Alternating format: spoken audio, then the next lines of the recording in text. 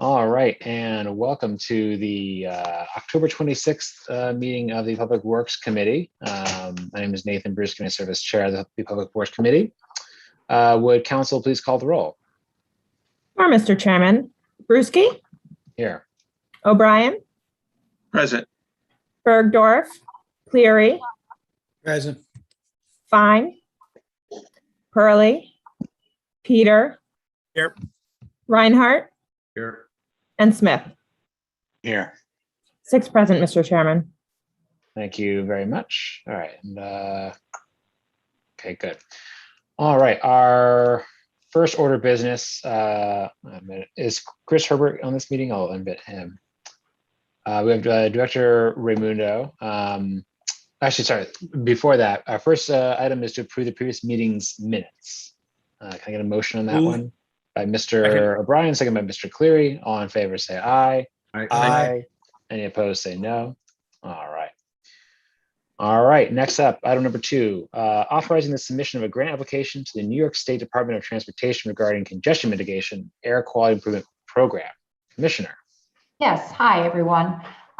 So yes, we would like approval to apply for a CMAQ grant for construction of a roundabout at the intersection of New Carner Road and Washington Avenue Extension. We currently have a TIP project that rehabilitates New Carner Road from Western Avenue up to Central Avenue. And included in the TIP funding is new signals, multi-use path, and the like, but we don't have enough funding for a roundabout. So a roundabout really meets the criteria for CMAQ funding. So we are requesting the authority to put in an application for it. And this is 80% of the project costs will be covered by the grant, 20% county match. Is that right? That is correct. Outstanding. Great way to get dollars into the local area. Yeah. Any questions from the members? Mr. Reinhardt. Yeah, hi, Lisa. This might have just been like a typo or something, but there, in some of the documents, it mentions Madison Avenue Extension. What is that about? That is, so Washington Avenue Extension meets at New Carner Road, but then on the opposite side, it's called Madison Avenue Extension, believe it or not. Oh, well, that makes perfect sense. I know. I said, where does Madison Avenue hide? It just kind of pops out there. Okay. Yeah. My other question, which is, I guess, more important, is it mentions in the documentation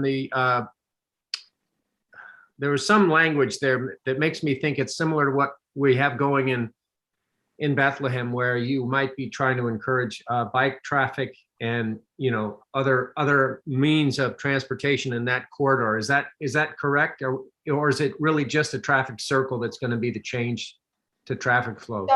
So the traffic circle could potentially include facilities for bikes and peds, because our New Carner Road project is going to account for that. And so we would likely add those amenities through that intersection if it's feasible geometrically, if there isn't anything that would preclude us. The Pine Bush is an interesting addition to that area, which kind of makes things tricky because it could potentially limit our ability to fit in a path in that area. Mm-hmm. But for the sake of funding, it's for the roundabout. And if we can accommodate pedestrians and bicyclists through that area, which I believe we can, that would be part of the design.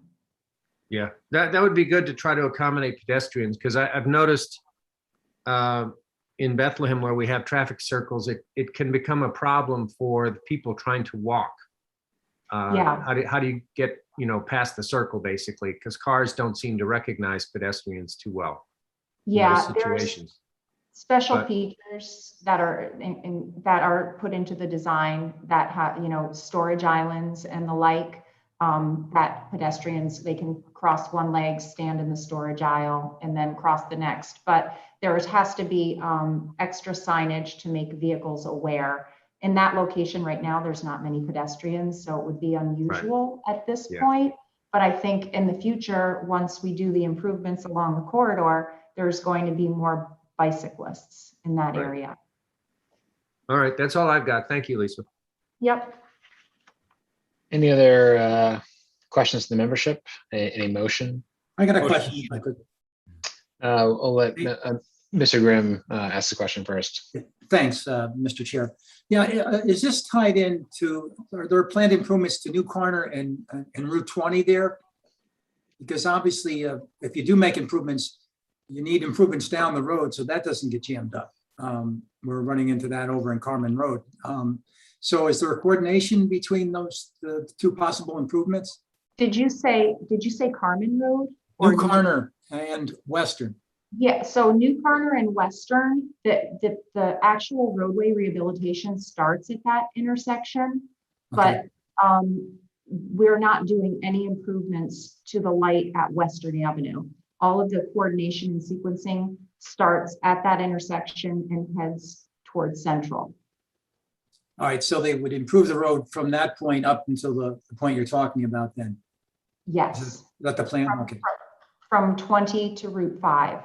Those are state roads, so the state would have jurisdiction over those particular signals. Yeah, they could use some help there. Okay. Thank you, Lisa. Thank you, Yep. Mr. Chair. Appreciate it. Thank you. Mr. O'Brien, Mr. Peter had a question. Mr. Peter. No, I was making a motion, Mr. Chair. Oh, okay. This corridor, is it going to be lighted, or it does call for any lights? Along the corridor, the existing signals are going to be changed out and optimized in the New Carter Road project. This specific piece of it obviously is, roundabout specific. And then the You mean speed, lights for pads, you mean? yeah, well, are we going to do sidewalks or just bike paths, or what do we, what's the whole design of it, I guess? So it's not under design yet. We haven't selected. We just received proposals for the New Carter Road project on Friday. So, but the scope of the RFP includes either multi-use path or sidewalks, depending on, once the design engineers, study the corridor, whatever can fit and makes the most sense. So, there are wide shoulders along that corridor that can enable bikes, potentially bikes to, remain on the road. However, we would like to study the ability to have like an off-road path where we can. And potentially down the road at the pinch points, apply for more grants that would potentially allow us to, put, a cantilever off the bridges that exist. That would enable, bicycles to not have to go over the bridge. They would actually have their own path. So Okay. it's kind of stages.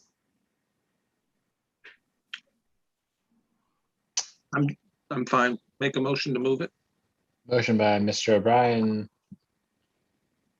Second by Mr. Cleary. All those in favor say aye. Aye. Any opposed say no. And that carries. All right, we're now moving on to item number 3, which is authorizing an agreement with Appalachia LLC regarding the purchase of road salt for the control of snow and ice on the county roads. Yes, so Appalachia is the same vendor who we got our salt from last year. They were the winner on the state bid. The salt price increased by 3% over last year's price. One of the things to note is when we receive deliveries, they vary based on based on how much the fuel is. So we can have fuel surcharges or actually fuel deducts. So the price in salt could actually be, less than 58.25. In the climate that we're in right now, though, we would expect that the fuel surcharge could be, anywhere from 5 cents to 25 cents and up. Okay, any questions from the members? Important to keep our roads nice and safe. Mr. O'Brien, A motion to move motion it. by Mr. O'Brien. Seconded by Mr. Cleary. There he is. All those in favor say aye. Aye. Any opposed say no. All right, and that also carries. Then the last item we have on our agenda, authorizing a customer project commitment customer project commitment agreement with the New York State Power Authority regarding the streetlight conversion project. This is Mr. McLaughlin's item, is that right? Mr. Rogers, Chairman, if you Rogers. don't mind. And good evening. So as you noted in the title, this is a request authorizing a maintenance agreement. I know as a committee, you've seen several requests come through related to the streetlight project. This should be the last one. And what this is post-construction, we will be responsible for maintenance of the streetlights after we have purchased and converted to LED. The Power Authority, because they are doing conversions for so many municipalities throughout the state, has developed and worked with contractors in each area of the state to develop a maintenance program that municipalities can opt into. And, you know, that will, in terms of response, be equal or better to the current response rates.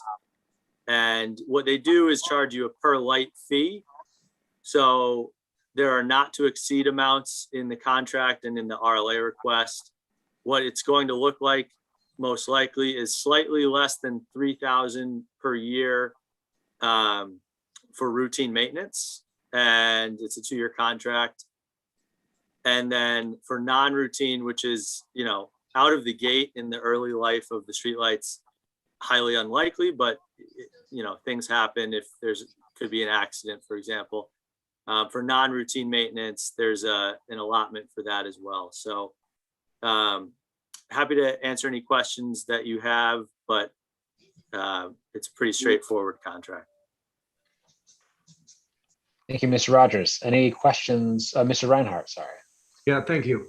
Luke, I just wanted to ask, in the sample agreement that was attached, it referred to contractor.